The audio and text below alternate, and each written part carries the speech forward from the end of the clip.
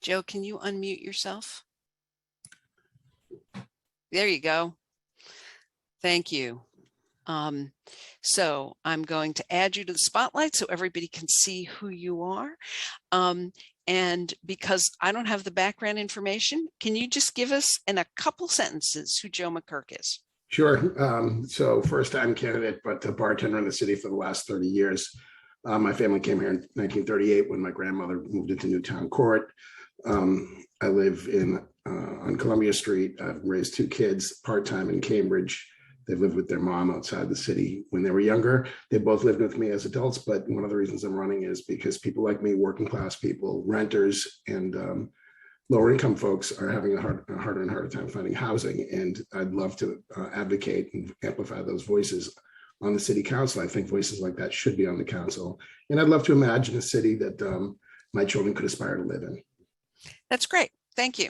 Yep. So John, Joe gave us a very brief self-introduction, and we started at 6:06, and I'm going to let you ask him the first question and go back to being your Zoom master. All right. Thank you. I apologize for that. This happens when you do something complicated and you change computers, and I didn't realize till after when I tried to make it work that I thought it was working, and it actually wasn't. Joe, good evening.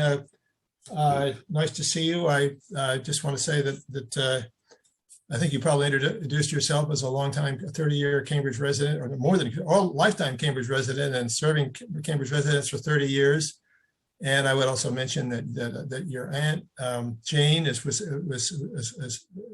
a neighbor and a founding member of the neighborhood association. I want to give you a question now, and to give you a little background. Is many of the difficult and controversial issues facing Cambridge have to do with a booming local economy and coupled with regional shortage of housing, leading to gentrification and a crisis of affordability. I know this is something that's important to you. And one obvious policy is to build or permit more housing. Some groups have called for making it possible for everybody who wants to live in Cambridge to do so. And one of those has endorsed you. Bearing in mind that mid-Cambridge, between Harvard Central and Inman Square, is already a dense neighborhood of about 13,000 population with little vacant land. What is your vision for citywide housing growth mean for development in our neighborhood in the next 5 or 10 years?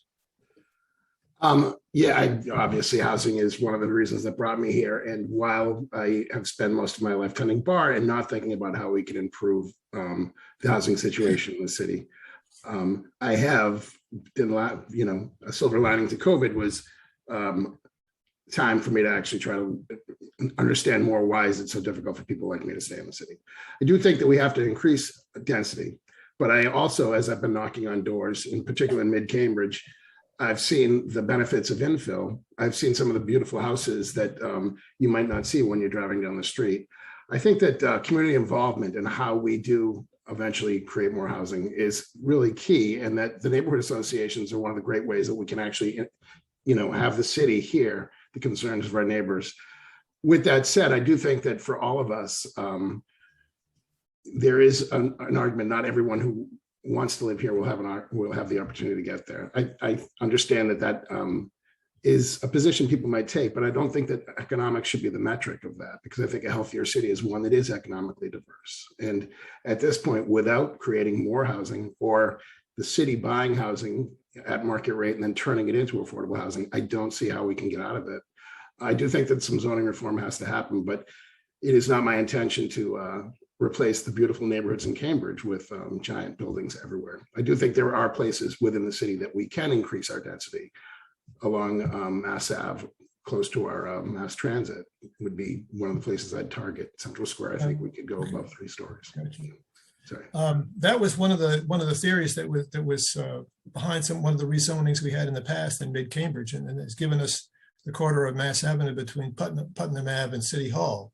That was a transit-oriented development in the 1960s, and that's actually now a dead zone for retail.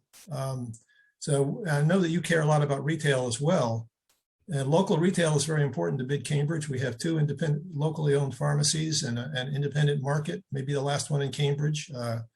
Locally owned coffee shops. how do you see your vision supporting your policy supporting local business? So this is a difficult question, simply that, retail has been suffering a lot over the last, prior to what's been going on now. And I'm not really sure, except that I know that in the restaurant industry that I work in, that rents have become so high on commercial properties that it's difficult to actually have a successful restaurant. And in fact, even if you do have one, at the end when you want to, you haven't built up a lot of equity in it because you don't own the property. So I think that this is an issue that's happening all across the country. If I had the answer to that, I would, wouldn't have to run for city council. I could just set up and buy a home in Cambridge.